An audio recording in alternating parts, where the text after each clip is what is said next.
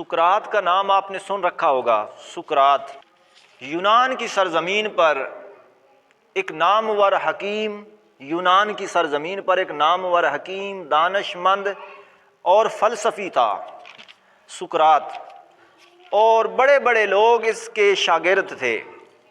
افلاطون اور جالینوس جیسے لوگ بھی اس کے شاگرد تھے سقراط کے۔ یہ دنیا بھر میں سفر کرتا اور وہاں سے جڑی بوٹیاں تلاش کرتا اور حکمتوں کے راز سمجھنے پر محنت کرتا رہتا تھا سقراط۔ جہاں کہیں اسے رات آ جاتی، جنگلوں میں، راستوں میں، جہاں کہیں بھی رات آ جاتی وہیں سو جاتا۔ تو ایک دن سارا دن تھکا ماندہ راستے میں سویا پڑا تھا، تو بادشاہ یونان کی سواری گزر رہی تھی، شاہ یونان کی، بادشاہ وقت کی سواری گزر رہی تھی، اور اس بادشاہ کے جو پیادے تھے، سپاہی تھے، وہ آگے آگے اعلان کرتے جا رہے تھے اور راستہ صاف کرتے جا رہے تھے۔ اس کے سپاہی جب آگے بڑھے، انہوں نے دیکھا کہ سقراط سویا پڑا ہے راستے میں، اگر اس کی سواری اس سے گزرتی تو اس کے پاؤں پر سے گزرتی۔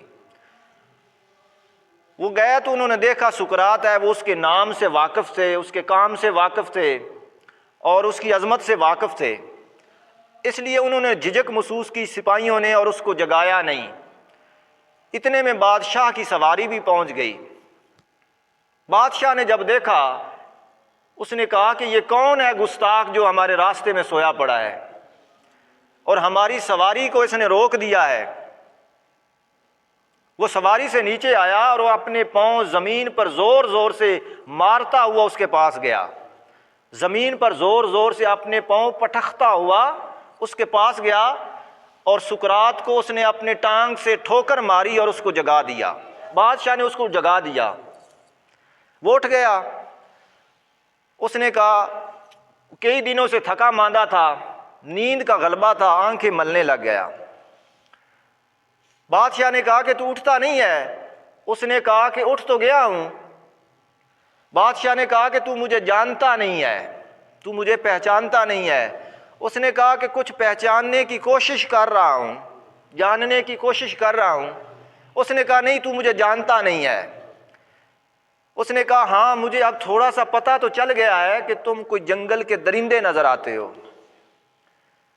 باقی پوری سمجھ نہیں آئی، سمجھنے کی کوشش کر رہا ہوں، مگر تم مجھے کوئی جنگل کے درندے نظر آتے ہو۔ بادشاہ کو غصہ آ گیا، اس نے کہا کہ میں تمہیں جنگل کا درندہ نظر آتا ہوں؟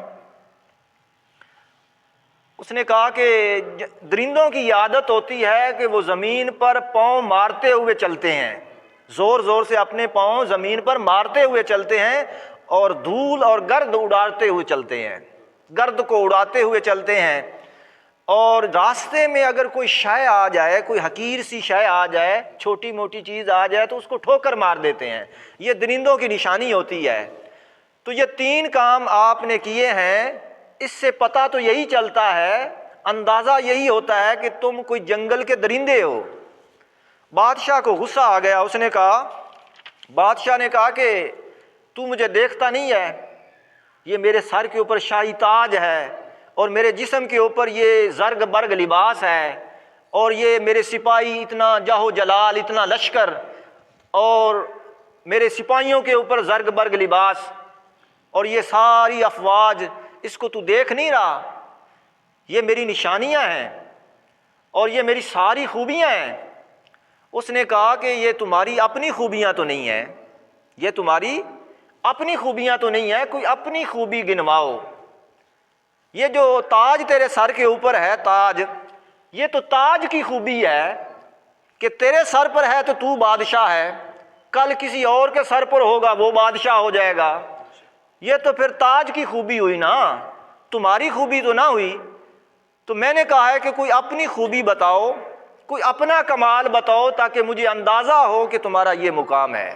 مجھے تو تم کو جنگل کے درندے نظر آتے ہو، اور یہ جو تو کہتا ہے کہ یہ میرا تاج اور یہ میرا تخت پیچھے آ رہا ہے، اس کو تو نہیں دیکھ رہا؟ یہ جو تخت ہے، یہ تو تخت کی شان ہے اور تخت کی خوبی ہے کہ جو اس تخت پر بیٹھے وہ بادشاہ بن جاتا ہے۔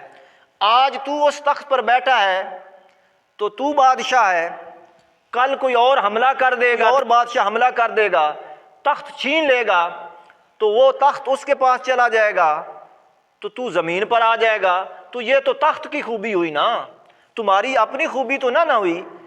کوئی اپنی خوبی بتاؤ، کوئی اپنا ایسا کمال بتاؤ کہ جس سے میں پہچان سکوں کہ تیرا یہ مقام ہے۔ اس نے کہا کہ یہ سارے سپاہی، یہ اتنی افواج، اس نے کہا یہ سب ان کی خوبیاں ہیں۔ آج کوئی بادشاہ حملہ کر دے تو کیا ہوگا؟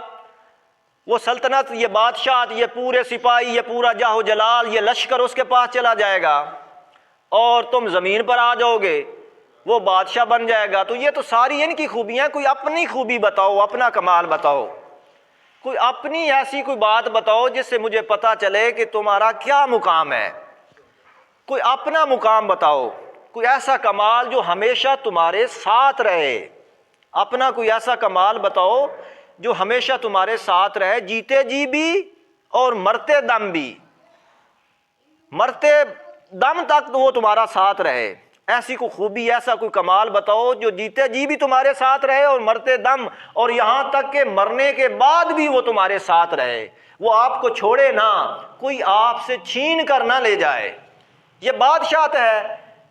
کل تیرے باپ کے پاس بادشاہت تھی اور یہ خوبی اس کے پاس تھی، آج یہ بادشاہ تیرے پاس آ گئی بادشاہت، تو خوبی تیرے پاس منتقل ہو گئی، کل تیرا بیٹا لے جائے گا، بادشاہت اس کی پاس چلی جائے گی اور خوبی بھی ادھر چلی گئی۔ یہ تو ساری بادشاہت کی خوبی ہے، تمہاری اپنی خوبی تو نہیں ہے۔ کوئی اپنا کمال بتا تاکہ وہ کمال تمہارا زندگی بھر تمہارے ساتھ رہے، کوئی آپ سے چھین نہ سکے۔ اب اس مثال کو بیان کرنے کا مقصد یہ تھا کہ انسان ان خارجی تعینات میں کھو گیا ہے۔ ہم نے اپنی شناخت، ہم لوگوں نے اپنی شناخت ان حوالوں سے کروا لی ہے جو حوالے ہمارے اپنے نہیں ہیں۔ ہم نے اپنا انٹروڈکشن، اپنی پہچان ان حوالوں سے کروا لی ہے جو حوالے ہمارے اپنے نہیں ہیں۔ کوئی مال و دولت کی وجہ سے اپنی عزت گردانتا ہے، مال و دولت کی وجہ سے عزت والا کہلواتا ہے، حالانکہ جس کے پاس مال و زر ہوگا وہ عزت دار ہوگا۔ اس سے پتہ چلا کہ وہ عزت تو اس مال کی ہوئی نا۔ اس کا مطلب تو یہ ہے کہ وہ جو اس کو عزت ملی، اس کو مال کی وجہ سے عزت ملی، بندے کی عزت تو نہ ہوئی۔ اگر بندے کی عزت ہوتی تو وہ اس کے ساتھ رہتی۔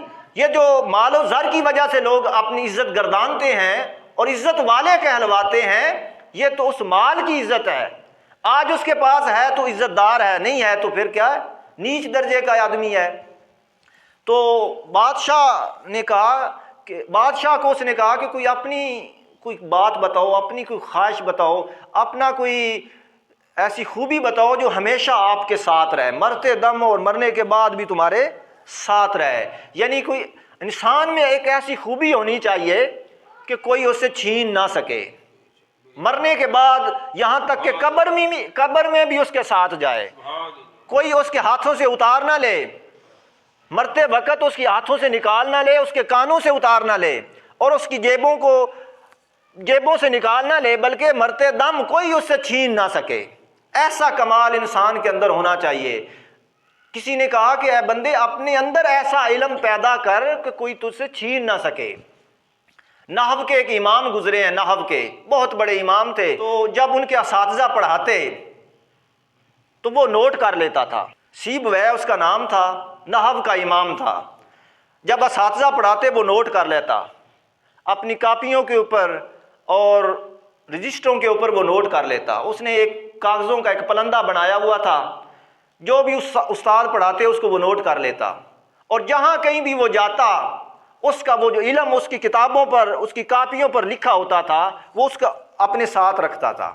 جہاں کہیں بھی جاتا وہ کاغذوں کا پلندہ اس کے پاس ہوتا۔ کسی جگہ کھانے کے لیے وہ بیٹھ گیا، لوگوں نے دسترخوان لگا دیا، کھانے پر بیٹھ گیا، کھانا کھانے لگ گیا۔ اس نے وہ اپنے کاغذوں کا وہ جو پلندہ تھا نا، وہ اس نے اس میز کے اوپر، دسترخوان کے اوپر رکھ دیا، جس میں اس کا سارا علم تھا، اس نے رکھ دیا۔ وہ کھانا کھانے لگ گیا، تو کھانے کے بعد وہ کسی کام میں لگ گیا، اس کو ہوش نہ رہی۔